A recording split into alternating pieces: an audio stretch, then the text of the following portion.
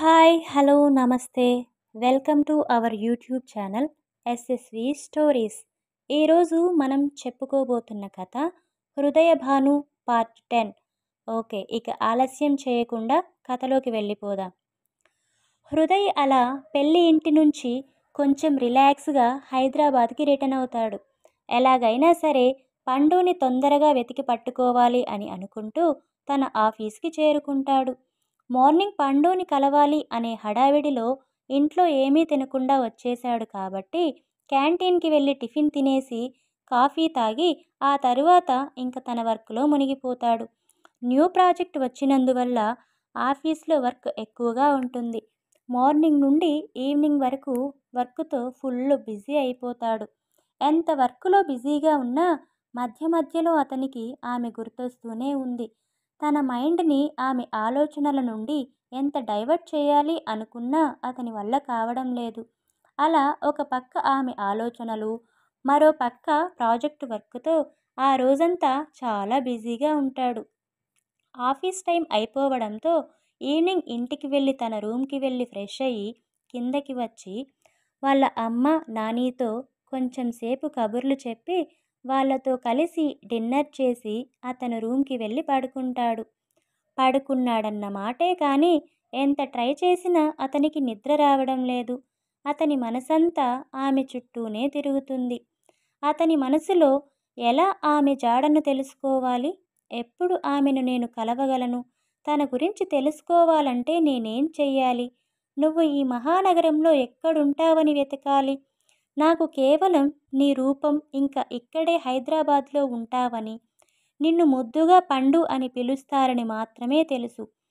నీ గురించి అంతకంటే వివరాలు ఇంకేం తెలియదు. ఏం చెయ్యాలి ఇప్పుడు నేను, ఎలా కనుక్కోవాలి నీ అడ్రస్ని, ఎన్ని రోజులు మనకి ఈ ఎడబాటు అని లోపల మొదలుపడుతుంటాడు. అలా ఆమె ఆలోచనలతో ఎప్పటికో నిద్రలోకి జారుకున్నాడు. ఎప్పటిలానే ఉదయాన్నే నిద్రలేచి టిఫిన్ చేసి రెడీ అయ్యి ఆఫీసుకు వెళ్ళిపోయాడు. అలా రోజు పొద్దునే ఆఫీసుకు వెళ్ళడం, సాయంత్రం వరకు వర్క్తో కుస్తీ పట్టడం, మళ్ళీ ఈవినింగ్ పండుని వెతుకుతూ రోడ్లన్నీ తిరగడం, అలా వెతికి వెతికి రాత్రి అయ్యేటప్పటికి అలిసిపోయి నిద్రపోవడం. అలా 4 రోజులు గడిచాయి.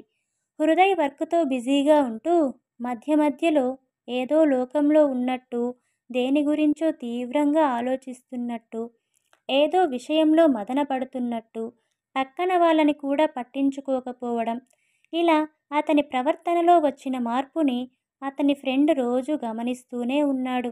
హృదయ్పై అతనికి ఏదో అనుమానంగా కూడా ఉంది. హృదయ్ బెస్ట్ ఫ్రెండ్ పేరు రాజ్. వాళ్ళు ఇద్దరూ ఒకే స్కూల్, ఒకే కాలేజ్లో చదువుకున్నారు. జాబ్ కూడా ఒకే కంపెనీలో చేస్తున్నారు. హృదయ్ గురించి రాజ్కి బాగా తెలుసు. ఎప్పుడు వర్క్, ఇల్లు, ఫ్యామిలీ, రాజ్ అవే అతని లోకం. అందుకే ఈ మధ్య హృదయ్ తీరు అతనికి అనుమానం కలిగిస్తుంది. కానీ ఈ ప్రాజెక్టు మన కంపెనీకి చాలా ఇంపార్టెంట్ అని, కేర్ఫుల్గా వర్క్ చేయాలి, ఎక్కడ ఏ చిన్న తప్పు కూడా జరగకూడదు అని వాళ్ళ బాస్ చాలా గట్టిగా ఖచ్చితంగా చెప్పిన మాటలు గుర్తొచ్చాయి. అందుకే హృదయ్ ఆ ప్రాజెక్టు కోసం టెన్షన్ పడుతున్నాడేమో. అసలే పని రాక్షసుడు, ఎప్పుడు పని పని అని చంపుతుంటాడు. వాడికి అవి తప్ప ఇంకేం ఆలోచనలు ఉంటాయి. ఇప్పుడు వాణ్ణి కదిపితే నాకు మామూలుగా ఉండదు అనుకుని అతన్ని ఏమీ అడగకుండా తన వర్క్ తాను చేసుకుంటూ ఉంటాడు రాజ్. అలా రోజులు వేగంగా గడిచిపోతున్నాయి. ఎంతో కష్టపడి అందరూ కలిసి శ్రద్ధగా వర్క్ చేయడం వల్ల తొందరగానే ఆ ప్రాజెక్ట్ వర్క్ వాళ్ళు ఇచ్చిన టైం కంటే ముందే ఫినిష్ అయిపోతుంది. వాళ్ళందరి కష్టానికి ఫలితంగా ఆ ప్రాజెక్ట్ వాళ్ళ కంపెనీకే వస్తుంది. ప్రాజెక్టు వచ్చిన సందర్భంగా ఈవినింగ్ పార్టీ అరేంజ్ చేస్తాడు వాళ్ళ బాస్. దాంతో అందరూ ఫుల్ హ్యాపీగా పార్టీని ఎంజాయ్ చేస్తున్నారు, ఒక్క మన హీరో గారు తప్ప. హీరో గారి మనసంతా పండు ఆలోచనలతో నిండిపోయి ఉండే మరి. అందుకే అతనికి ఇది అంత గుడ్ న్యూస్లా అనిపించడం లేదు. అతను ఇప్పుడు ఇవి ఏవీ ఎంజాయ్ చేసే మూడ్లో కూడా లేడు. అందుకే అసలు పార్టీకి రాను అని చెప్పాడు. కానీ వాళ్ళ బాస్ అందుకు ఒప్పుకోలేదు. ఎందుకంటే ఆ ప్రాజెక్టు వాళ్ళకి రావడానికి ముఖ్య కారణం మన హృదయనే.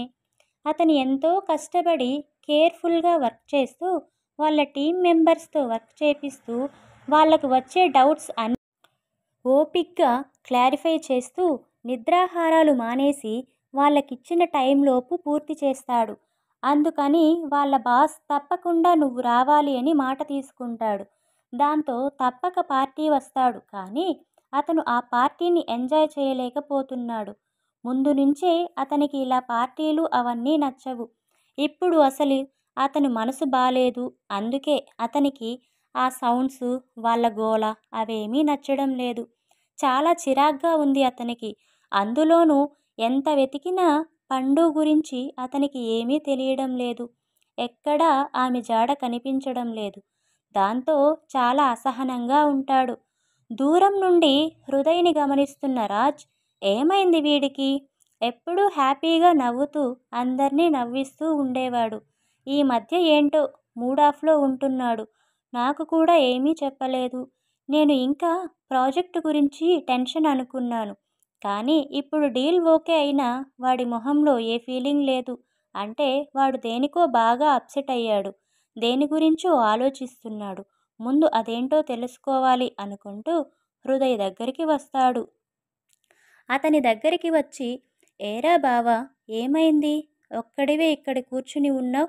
అక్కడ చూడు, అందరూ హ్యాపీగా ఫుల్ ఎంజాయ్ చేస్తున్నారు. నువ్వేమో ఇక్కడ ఏదో పోగొట్టుకున్న వాడిలా కూర్చుని బాధపడుతున్నావు. అసలు ఏమైందిరా నీకు? నేను గమనిస్తూనే ఉన్నాను. ఈ మధ్య నాతో కూడా సరిగా మాట్లాడడం లేదు. ఎప్పుడు చూడు ఎటో చూస్తూ ఏదో తీవ్రంగా ఆలోచిస్తున్నావు. నేనింకా వర్క్ టెన్షన్ అనుకున్నాను. కానీ నీ స్ట్రెస్కి కారణం అది కాదు అని ఈరోజే అర్థమైంది. ఇప్పుడు చెప్పు, నీ బాధ ఏంటి? ఎందుకు ఇలా మూడీగా ఉంటున్నావు అని అడుగుతాడు రాజ్. రాజ్ అలా అడుగుతున్నా హృదయ్ మౌనంగా ఉంటాడు. దాంతో రాజ్, ఏరా బావా, నాకు కూడా చెప్పకూడదా? అంత పర్సనల్నా ఏంటి? నీ బాధ ఏంటో చెప్పుకోవడానికి కూడా నీకు నేను పనికిరానా? అంత కానివాణ్ణి అయిపోయానా అని చాలా దిగులుగా ఫేస్ పెట్టి అడుగుతాడు. దాంతో హృదయ్ రాజ్ని గట్టిగా హక్ చేసుకుని ఏడుస్తూ, లేదురా, నువ్వు నాకు కానివాడివి ఏంటి? నువ్వు నాకు ఉన్న ఒకే ఒక బెస్ట్ ఫ్రెండ్వి. నీకు చెప్పకూడనివి ఏం లేవురా నా దగ్గర. మనలో మనకి పర్సనల్ ఏంట్రా? ఎప్పుడైనా నీ దగ్గర ఏమైనా దాచానా నేను? ఇంకోసారి నువ్వు ఇలా అనకు అంటాడు హృదయ్. ఒక్కసారిగా హృదయ్ అలా ఏడ్చేసరికి రాజ్ షాక్ అయిపోయాడు. ఒక నిమిషం అతనికి ఏమీ అర్థం కాలేదు. అవును మరి, ఎప్పుడూ డేర్ అండ్ డాషింగ్ బాయ్లా ఉండే హృదయ్ అలా చిన్న పిల్లాడిలా ఏడుస్తుంటే షాక్ అవ్వక ఏం చేస్తాడు పాపం. అందుకే రాజ్ చాలా కంగారుగా, బావా, ఎందుకు ఏడుస్తున్నావు? ఏమైంది? నాకు చెప్పవా అంటూ తను వెన్ను నిమురుతూ అతన్ని సముదాయించి అక్కడ ఉన్న చైర్లో కూర్చోబెట్టి కళ్ళ నిండా నీళ్లతో అడుగుతాడు. హృదయ్ కొంచెం కూలయ్యి చెప్పడం స్టార్ట్ చేస్తాడు.